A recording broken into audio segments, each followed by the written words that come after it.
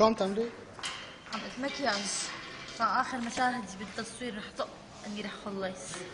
ماني عارفه شو بدي اعمل بكره. بدي مل بدونكم والله. تعالي نتفادى.